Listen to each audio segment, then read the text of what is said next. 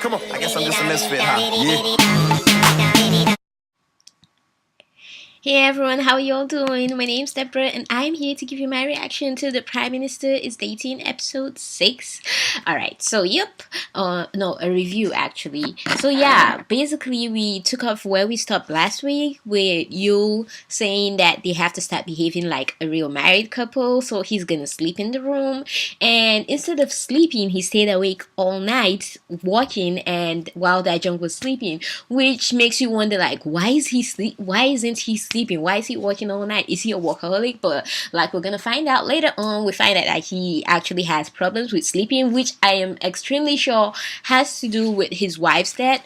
But yeah, after that we then see Madam Na and her family, and her son comes to tell her that he got like the first position and he beat Wuri, and she was so excited about that, but his father was just like okay. And so obviously if you come home and you tell your parents you took first and that's the reaction you get from your dad, you're gonna be pissed off and you're gonna be not happy. So his mood was dampened down and he felt bad about that.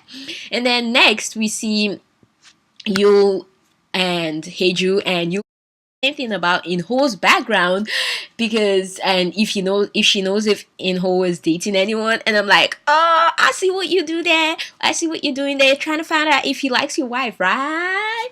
But yeah, that was pretty interesting though. And so she said no, she actually doesn't know anything about his personal life, like his hobbies, etc.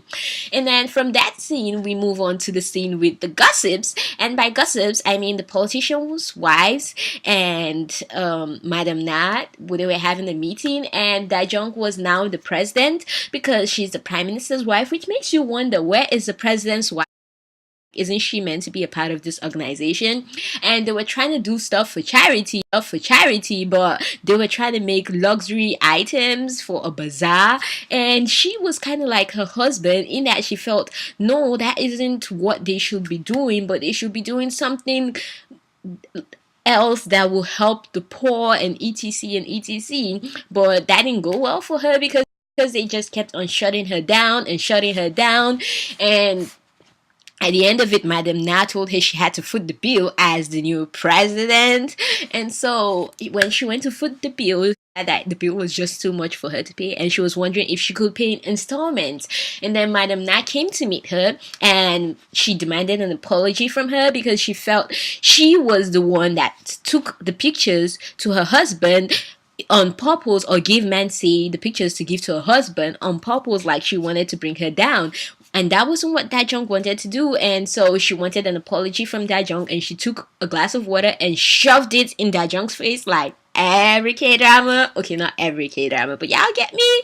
And I'm like, oh my goodness, she did not just do that. I am about to come get her. And then Heju shows up, and oh my goodness, Heju was so awesome here, because when Heju showed up, Heju came and did some kung fu stuff on her, and she like threw her down, and she threw the bill at her and told her to pay because she felt, oh yeah, you brought them to this expensive place, so you foot your bills. So that was pretty cool though. Next we see how like the prime minister found out about everything, and like so he found out about like how she was treated by the woman, and so he came home and he gave her the uniform for the fighting stuff. And I'm like, oh my goodness, he's not just about to teach her how to fight right now, right, like his kids, but apparently he was. And he told her that instead of victory, what's important is that she defends herself, because she wasn't defending herself when he was fighting with her. And he was asking her, dude, aren't you mad at what they did to you? Like, you need to learn how to defend yourself, you need to learn how to fight for yourself. And I'm like, that's such a good lesson, because that's true, she had the defense herself, and that's why she's been getting so many misunderstandings coming her way. And so yeah, after that we see Inho. Oh yeah, before that, Inho and Heju, Inho was with the secretary of regime, and Heju saw him. So when they were together, after that, when they were together looking at the cameras, he spoke to her about how, yeah, he knows the secretary because him and the secretary go way back, and they had their exams together, and so that kind of closed down the chapter of him being a betrayer, even though I am still suspicious of you, Yoon Shi-yoon. But yeah, that was kind of shocking when I saw them together, because the first thought that came to my head was, oh my goodness, don't join them. But yeah, next we see Inho and Dajong, and she asked him, oh yeah, my dad saw your brother, or he saw you in the hospital, what's going on? And so she said, oh yeah. Then he replied to her stating, oh yeah, my brother stays in that hospital, and he actually had an accident, and I miss my brother so much, because we used to play chess and he used to win me every time, and now I just want to win him. And that was just the most touching thing ever. And so Dajong tried to make him feel better by saying she believes that a miracle will happen, that his brother is gonna wake up one day and her father is also gonna get better. And so he smiles at her, and that was just sweet. And next we see Inho with the prime minister, and the prime minister was asking him if he likes Dajong, and what's like going on with him. Does he have any feeling for her? And so he said no, not now, that he doesn't have time for that, and etc. So Yul drops the matter, and then he told Yoon Shi-yoon how he doesn't want Dajong and him to get into a mess if people see both of them together. And I'm like, dude, we all know that's not why you don't want it to be together. Y'all begin to fall for her. You're beginning to fall for her. We all know that. But yeah, that was pretty interesting though. And then next we see Haeju like worrying about him, and him telling Haeju not to do that, etc. And then and so when he received that call, Dajong goes to the school. So I am thinking he called Dajong about it, and then she went, and when she went, she found out that Mansi was not playing with others. He wasn't participating in preparations for a festival, which the family knew nothing about. And so she tried to coax him with like bread or ice cream. What do you want, dude? And he didn't want any of those. I'm like, smart kid. And so she decided to give him a bag, which was pretty cute, because that's a feeling of affection which Mansi doesn't normally get, and that's why he's so attached to her, because he's just a small kid, and small children need to be attached to that huge fatherly or motherly figure.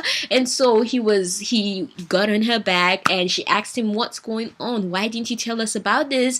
And he said, because he knows no one's ever gonna come. His dad's never gonna come. And so she promised him that his dad and the siblings are gonna come. And when they got home,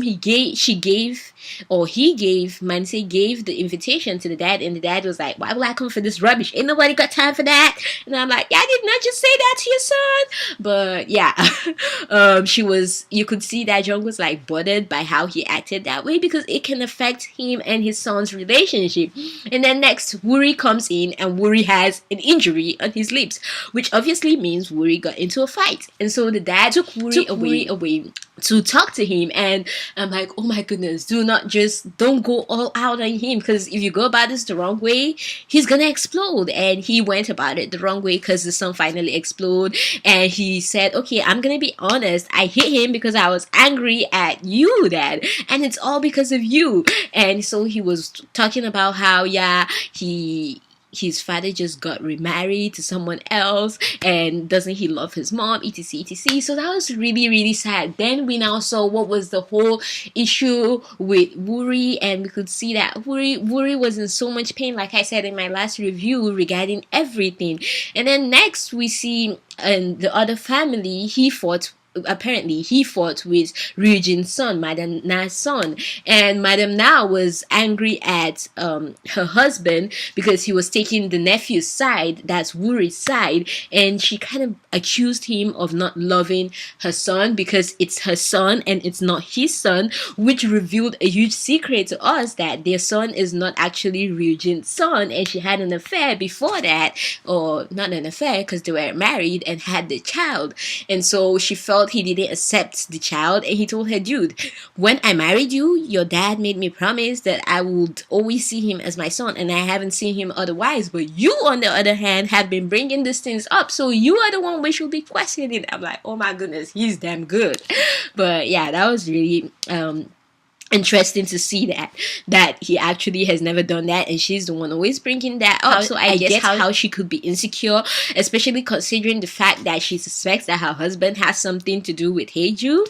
And so yeah, next we see how Dajeong tries to like tell him, dude, you don't know your kids and you're always busy, but you need to try and find time to be with your kids, you grab, etc, etc, etc. So he goes to Mansei's room, and that's what's his name, the prime minister, pays a visit to like Mansei's room. He checks on all his children, and then he picks up the invitation to Mansei's school festival. And prior to that, we found out that Wuri loves playing the guitar, or he loves singing, and he's the lead singer in a band, and he belongs to a band. I'm like, whoa, K-pop! But yeah, that was pretty cool though, to see that he actually has something that he can release his feelings to. And music is a beautiful way to express your feelings, especially if you have all that anger like he does painted up in you. So that's really good. So yeah, the next thing we see is that Jung pays a visit to her dad, and when she paid a visit to her dad, she found out, she saw Dajeong's In-ho's brother, because the dad pointed him out, and we're like, oh, he's woken up, he's okay now, what's going on? But yeah, after that, Dajeong then takes the gossip group that's the politicians' wives to Subway. I saw Subway in a Korean drama. That's pretty cool. I've seen KFC, I've seen Subway right now.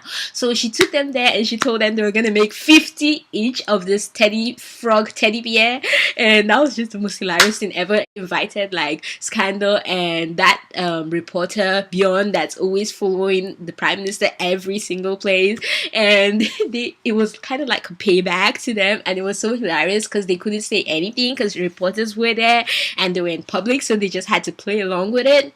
And so she comes home and she starts decorating for Christmas with Mansei and the little one, and she told Mansei how the dad was gonna come for his festival, and so he was happy about that. But the daughter didn't believe that she was gonna come. Nara was like, nah, I don't believe he's gonna come, it's not true. And so yeah,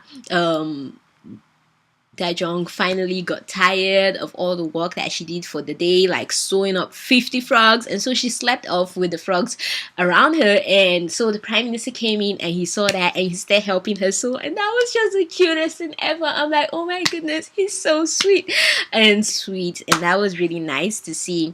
And then next we see Wuri, Dajeong, and Nara talking, and she was telling them how they had to make sure they come for the festival, and they're like, no, we're not coming. And she kind of blackmailed Wuri into coming by saying, dude, I know you're in a band, y'all don't want your father to find out, right? So you have to come.